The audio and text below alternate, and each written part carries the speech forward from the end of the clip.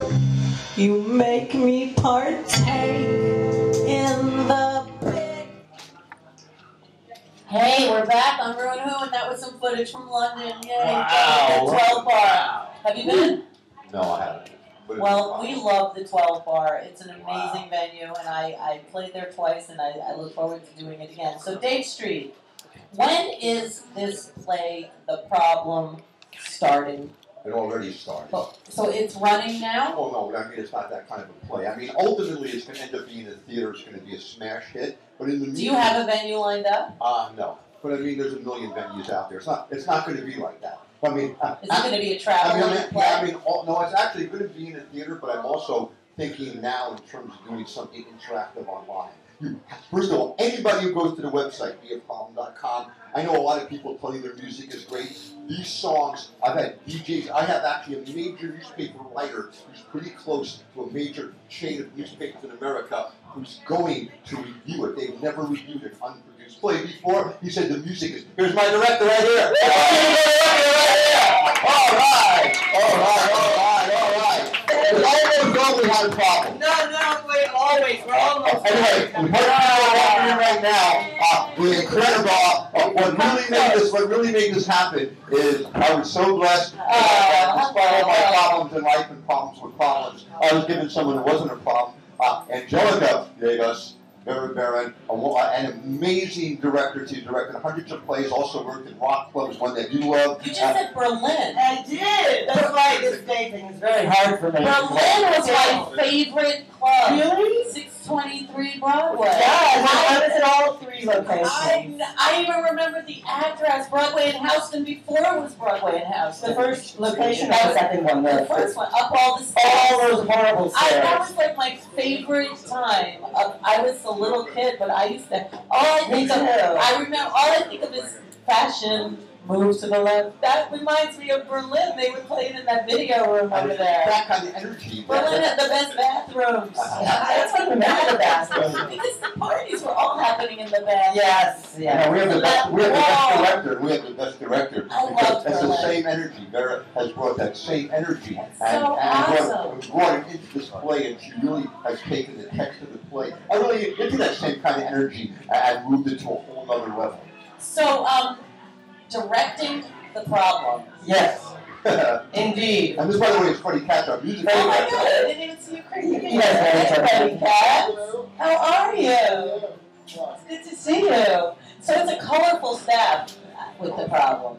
And, Colorful problem. Bunch of problems. that's like the universal, It's a colorful bunch of problems that all dress in black. I noticed that. It's true. I tried to wear this hat. It's very It's light. metaphorically colorful. So, with The Problem. It is metaphysical. So talk to me about The Problem now that you've got your cast of characters here. How did you get in it, Freddie? My fault. Look, Freddie brought this to a whole new level. Vera has been my friend for more years than either of us want to admit. And I guess, we've always wanted to work on some musical thing together, and this seemed like the perfect thing. He's perfect. He was actually perfect for this.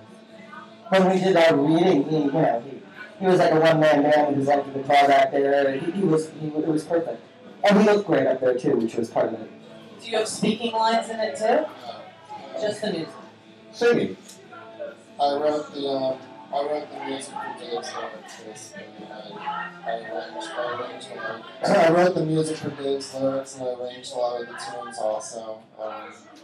And I produced the recordings with Vera, promotional recordings. And, Freddie's going to sing one of the songs.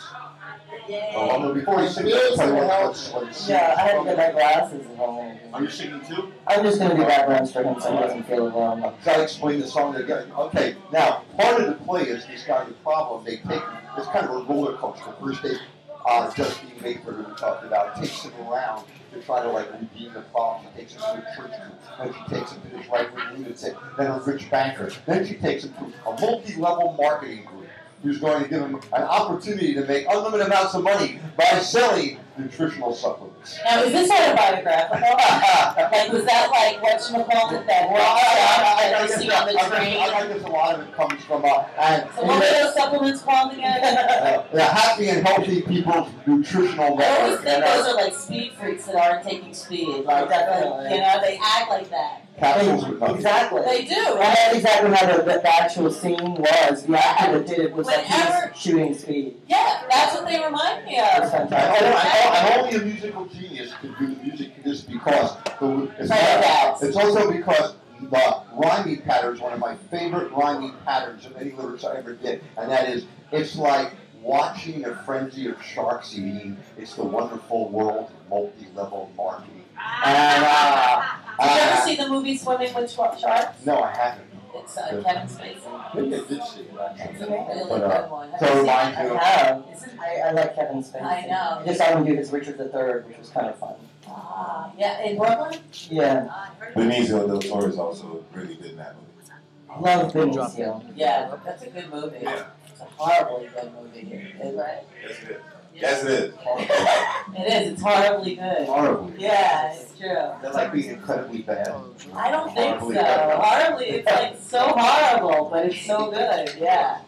But all right, back to the problem. This problem is like it's a common thread through all, or do you have to be a freaking freak that wears black to really identify? Yeah, and then from there they take it to the government. The government seems the funniest but the most controversial because the first thing they take in the government is government bureaucrat has a handbook on how to help problems, and he comes out with a box of money and throws it at the problem. It So there's a lot of money in this. yeah, but then I get accused of being a reactionary playwright for writing 30 seconds of a scene where somebody in the government throws money at a problem. So then I put a left-wing scene in, and now I'm being accused of being a left-wing playwright. So I said, it's just a play about problems. I mean, So problems transcend ideology. Problems transcend philosophy. If someone watching here says, "Rue, here's a problem. Can you come live with you?" I don't mean that, but I mean, it's not a right-wing or left-wing thing. If somebody opens your door and says, "Hey, could you take this problem into your house? Can you use your food?" I mean, that's not an ideological problem. That's a real thing. You're reminding me of the story of like this woman, these women that sit around a campfire. It's an old story, and everyone put their problems inside a bag.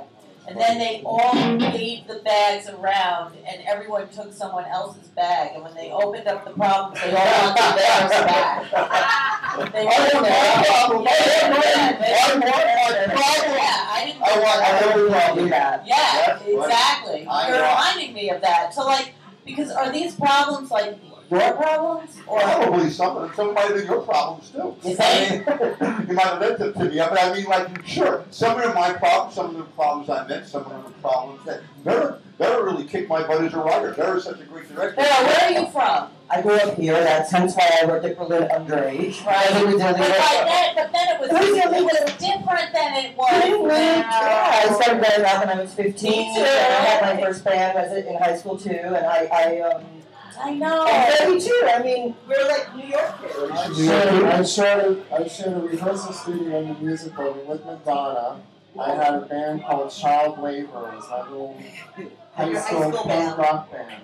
Mine was called Die Hausfrauen, and we were sort of a fixture from more like the Mud Club, you know, little bit. So it's more like the Mud Club, and You pretended to be from Germany. Well, I didn't pretend. Everyone assumed we were from Germany because of the name. So you Freddie Katz from Germany? I'm actually No, I wasn't in Vera's band, but I used to go see them. Right, but what is that? Forget it. What was that?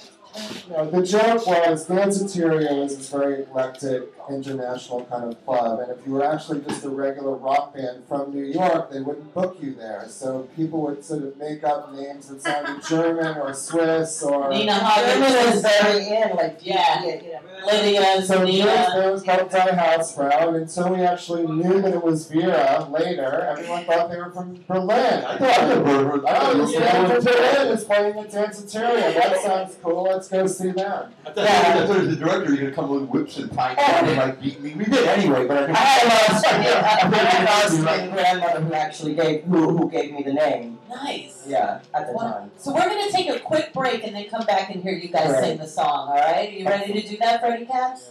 We'll be right back with the problem. We like this problem. Like us on Facebook and find us on rew-who and find all you want to know about this problem. Absolutely.